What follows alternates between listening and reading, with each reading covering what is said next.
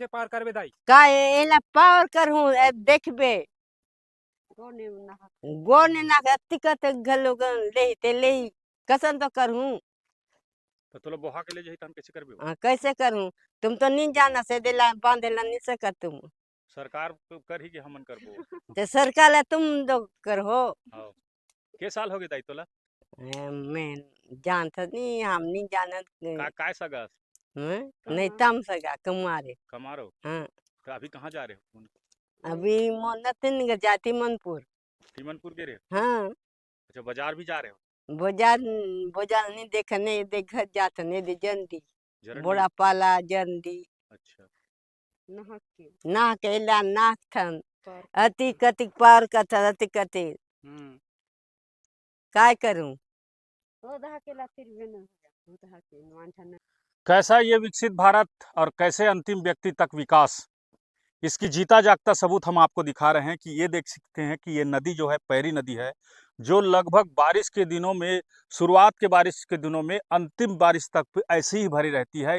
ये है धवलपुर डीह का जरंडीह मार्ग, जिसमें जो ग्रामीण है इसी नदी से पार होकर के मुख्यालय तक पहुंचते हैं, तभी जाके उनका राशन पानी से लेके सारा चीज सामग्री जो है इसी मार्ग पर जाते हैं। जैसा कि आप तस्वीर देख रहे हैं कि ये जो सामग्री लेने के लिए ट्यूब का सहारा लिया जा रहा है। तो नमस्कार दोस्तों, मैं हूं राधे पटेल, आप देख रहे हैं न्यूज वेब चैनल। तो बता दूं कि जिस प्रकार से बड़ा जो आबादी का इलाका है जरंडीह गांव के आसपास के गाँव के जो लोग हैं, इस पैरी नदी को पार करके प्रति वर्ष जब से हम यहाँ देख रहे हैं तब से यही स्थिति बनी हुई है। लगातार प्रतिवर्ष इसकी खबर चलाई जाती है, मगर प्रशासन की जो आंखें हैं, नींद है, वो अब तक नहीं खुली है।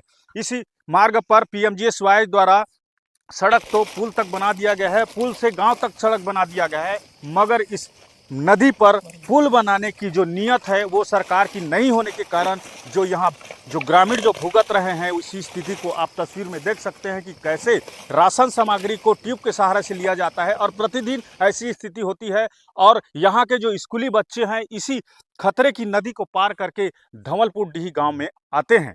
तो ऐसी स्थिति को देख करके यहाँ के जनप्रतिनिधियों के द्वारा भी आवाज उठाया जाता है, प्रशासन तक भी इस बात को उठाई गई है, मगर अब तक ये पुल का निर्माण नहीं होना कहीं ना कहीं सरकार के नियत पर एक ऐसा दाग लगाती है कि यहाँ के जो लोग हैं वो या तो ऊँट नहीं देते होंगे या फिर यहाँ पर जो ऊँट की संख्या है वो कम है, इस वजह से इस पुल का निर्माण जो है वो नहीं कराया जा रहा है। बता दूं कि इसके पहले इस नदी में 2 बुजुर्ग, एक स्कूली छात्र के साथ एक और व्यक्ति की मृत्यु हो चुकी है। तामहरे में यहाँ ग्राम पंचायत जंगल धवलपुर के आश्रित ग्राम बोड़ापाल के निवासी हरों और हम मन ला हर साल आज की डेट में मतलब 42 साल हुआ थे।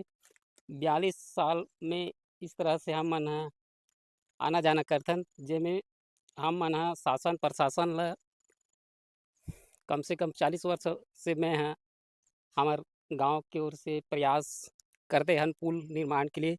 अगल बगल है रोड, इस नदी की इस पार और उस पार रोड बना दिए हैं, लेकिन पुल आज तक की नहीं बना है, जिससे नदी में बाढ़ होने से हम लोगों को भारी परेशानी होता है। जैसे स्कूली बच्चे को आने जाने में तकलीफ होता है और राशन पानी ले जाने लाने में परेशानी होता है, और खाद बीज किसानों को मतलब अनेक प्रकार के हमारे गांव नदी इस पार के लोगों को होता है।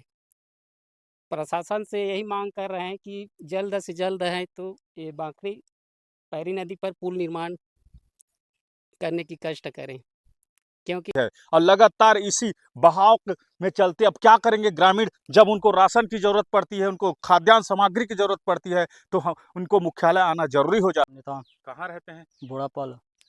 अच्छा, कितना तकलीफ है नदी में? इस नदी में काफ़ी तकलीफ होता है।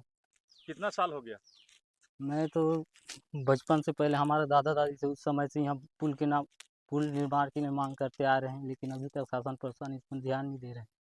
अभी स्कूली बच्चे इसी रास्ते से आते हैं? इसी रास्ते से आते हैं, आना जाना करने में तो काफ़ी परेशानी होता है। मगर यहाँ पर प्रशासन अगर चाहे तो इस वर्ष, बीते वर्ष कभी भी पुलिया का निर्माण करा सकता है, लेकिन यहाँ पर देखेंगे तो मैंने पहले ही कहा था कि यहाँ वोटों की संख्या कमी है, इस वजह से ये पुल जो है आज तक अधूरी है। आप देखेंगे मनपुर मुख्यालय में छोटे छोटे गांवों के लिए, एक गांव के लिए बड़ा बड़ा पुल का निर्माण कराया जा रहा है, लेकिन यहाँ घनी आबादी होते हुए भी यहाँ पर पुल का निर्माण नहीं कराना, ये सरकार की ओर इंगित करती है कि जिस प्रकार से वो किस नज़र से इस ग्रामीणों को देखती है। और बताया जा रहा है कि इस गांव में आदिवासी बहुल, कमार बहुल के जो लोग हैं, ग्रामीण है, वो यहाँ रहते हैं।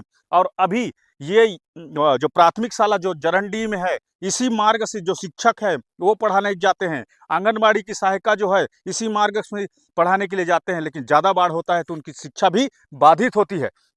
तो ये जो नदी में जब 3-4 लोगों की जान चली गई है, तब भी प्रशासन की नींद नहीं खुल रही है। पता नहीं इसके लिए एस्टीमेट भेजा गया है कि नहीं, या फिर इस पुल को बनाना ही नहीं चाहती। लेकिन आने वाले दिनों में ये बता दूं कि वो जो सरकारी नुमाइंदे हैं, जो सरकार है, वो किसी की और की मृत्यु का इंतजार शायद कर रही होगी, इसलिए इस पुल का निर्माण जो है अब तक अधूरी है। अब देखना ये होगा कि इस पुल का निर्माण कब तक कराएगी, कब लोगों को राहत मिलेगी, कब सुगमता से जो लोग हैं वो जरंडी मार्ग पर चलेंगे। ऐसे ही हमारे छोटे बड़े खबरों को देखने के लिए हमारे चैनल को लाइक, सब्सक्राइब, शेयर कीजिए। आगे भी हमारे खबर साथ बने रहें। धन्यवाद।